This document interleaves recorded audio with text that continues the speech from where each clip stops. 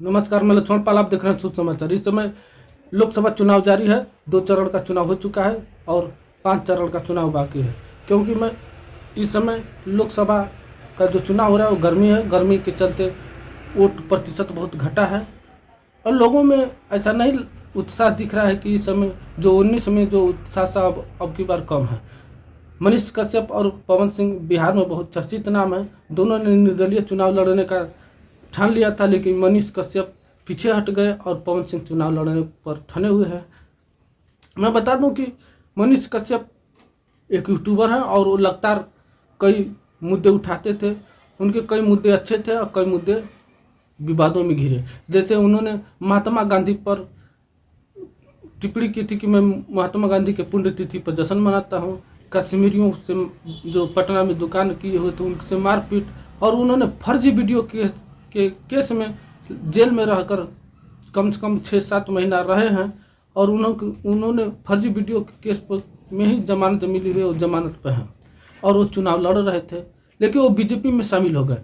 BJP में शामिल होते ही उनकी बयानात आने लगी कांग्रेस पे, तेजस्वी यादव पर, कन्हैया कुमार पर, और उन्होंने कभी बीजेपी से कभी भी वो सवाल नहीं उठे। इसीलिए उनको बीजेपी का दलाल भी बोला जाता है और बीजेपी के सपोर्टर भी बोला जाता है, क्योंकि उन्होंने कभी नहीं पूछा कि गौ हत्या देश में बंद हुई कि नहीं। क्योंकि गौ हत्या साउथ में बहुत चरम सीमा पर है और वहाँ के व्यापारी बीजेपी को चंदा देते हैं इलेक्ट्रॉनिक बॉन्ड में। मैं बता दूं कि बीजेपी से उन्होंने कभी सवाल नहीं किया, क्योंकि उनको पूछना चाहिए था मनीष कश्यप को कि मोदी से और बीजेपी से कि गौ हत्या बंद हुई कि नहीं हुई। आप बीजेपी गौ हत्यारों से कैसे चंदा लिए, और उन बीजेपी से उन्हें ये भी पूछना चाहिए था कि जो आप लोगों ने गाँव को गोद लिया था, वो गोद लेने वाली कितने गांव हैं, कितना विकास किए।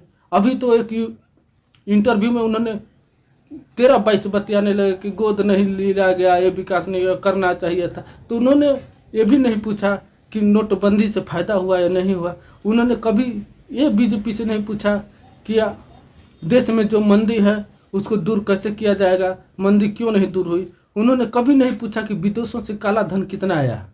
उन्होंने ये भी नहीं पूछा मनीष कश्यप ने कि गंगा पूरी तरह साफ हुई कि नहीं हुई। उन्होंने कभी नहीं पूछा कि भ्रष्टाचार खत्म हुआ कि नहीं हुआ। जैसे कि बीजेपी में ही इलेक्ट्रॉनिक बॉन्ड पर भ्रष्टाचार का आरोप लग रहे हैं और मीसा भारती ने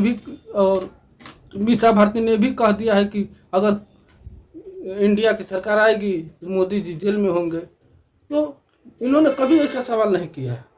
उन्होंने कभी नहीं किसानों के कर्ज माफी पर सवाल नहीं उठाया, कैसे बड़े उद्योगपतियों का कर्ज माफ हुआ और किसानों का कर्ज अभी तक माफ नहीं हुआ।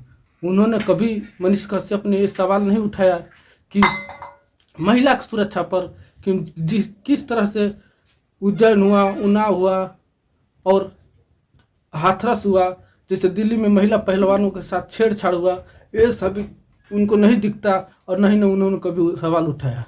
उन्होंने कभी ये नहीं पूछा कि देश की जो आर्थिक तंगी है वो कैसे दूर किया जाएगा। इस पे सरकार को कभी नहीं उन्होंने पूछा कि देश के आर्थिक सुधार हुए कि नहीं हुए।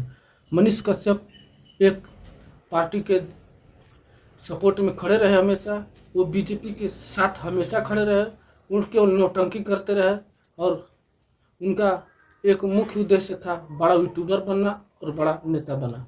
नमस्कार, आप देख रहे हैं समाचार।